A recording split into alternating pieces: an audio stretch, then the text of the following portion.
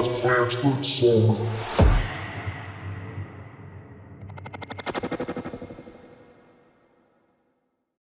name is Najee Chambers of Big Gold Belt Media. Annie and Joseph, it's a pleasure to talk to you two today about the new film Fear coming to theaters January 27th. How y'all doing today? Good night, Jer. How you doing? Good, good. One, how in the world did y'all make time to even shoot a film? Y'all been so busy with so many other projects, but I was absolutely excited. Once I seen the cast, and I just kept looking deeper and deeper. I was like, holy hell, there's endless people on this film. First question coming at you two both is, how does it feel to be in such a very diverse mixing bowl of so much talent here for a horror film? I cannot wait to see what happens. It's definitely surprising. And I was super shocked when it just more people kept getting added to the list that I've seen their work in some form or fashion, you know, for years. We got really lucky. And whoever had the magic hands or hands in that, I'm not really sure. Joe, you probably know more of just how everybody came about, but I came on when Joe, I think when it was just Joseph and Dion for sure, and Roxanne, his producing partner, and that was a no-brainer for me. But however else, I know Joe had a hand in it, so I'll toss that to you.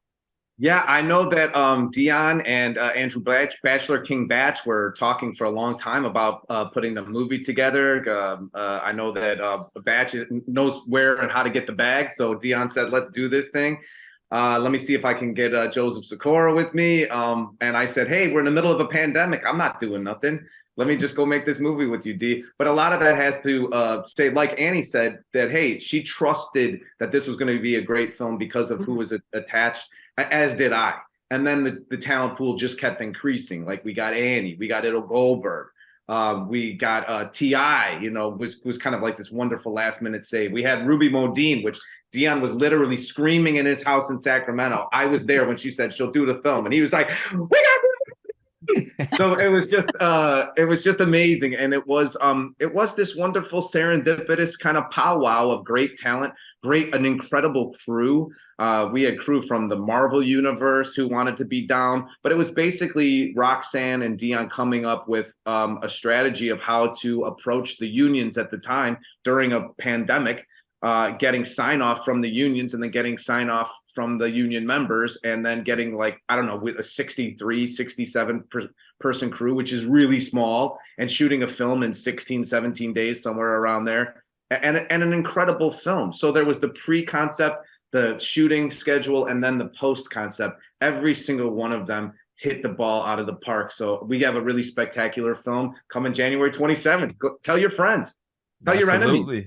Absolutely. Tell everybody. I cannot wait to check it out. As I said earlier, in talking to Dion, I was like, I like a good horror, and I like a good psychological thriller or drama, but a psychological horror, like, come on, man. Like, you know, I'm signing up for this one, and I cannot wait. Going a little bit, and if we can give a little bit of context about the backgrounds of your character here, where we have Ram and Bianca. And obviously you can speak towards the characters, but also if you want to speak to this question personally as well too, can we talk about your biggest fears? And whether you're talking about yourself, that's easy, but if you're talking about your characters, talk about how they came about having their biggest fear. Well, Ram is one of his biggest fears is that we established him early on as a very successful freshman novelist. So he had an incredibly successful historical novel that is #1 on the New York Times bestseller list. All this money is coming in. He's got his great agent, Mike, who's taking care of things for him. But then how do you follow that up? And then his other fear is commitment. So he's got his girlfriend. He's taking her up to the Strawberry Lodge in Lake Tahoe area, California. And how do these two things combine and really kind of coalesce to be Ram's biggest manifestation of fear, which manifests itself in quite some incredible way. Yeah, Bianca, she's frankly very scared of, fearful of the pandemic. So, you know, and at the time that was very easy to work with. We shot at the height of it, you know, a few months in, not knowing what this was, how to do it, how to even shoot this film in the way in which we did. I mean, Roxanne did a phenomenal job figuring it out, and not one single COVID positive at all. So we were very, very safe. Very amazing, but I, as Annie, I had that my own fear to work with in that because it was very linear.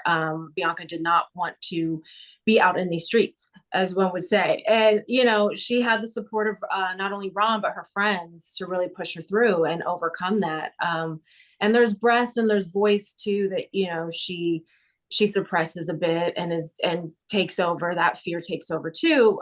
But throughout the film, she finds her way, and very much overcomes those fears to a certain extent. And the audience will see in the end and have a really nice treat with that. But, it was linear for me. So there was very much an understanding there of what was going on with the times and where she was in that part of her life too.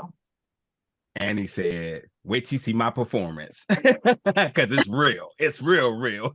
That's real. Yeah, I'm so excited. It is a pleasure to talk to you too. And folks, get to the theaters. January 7th, you can check out film. I'm so excited. I'm so hyped. And again, it's a pleasure to talk to you too about the film today. So are we. Thank you so much. Thank you.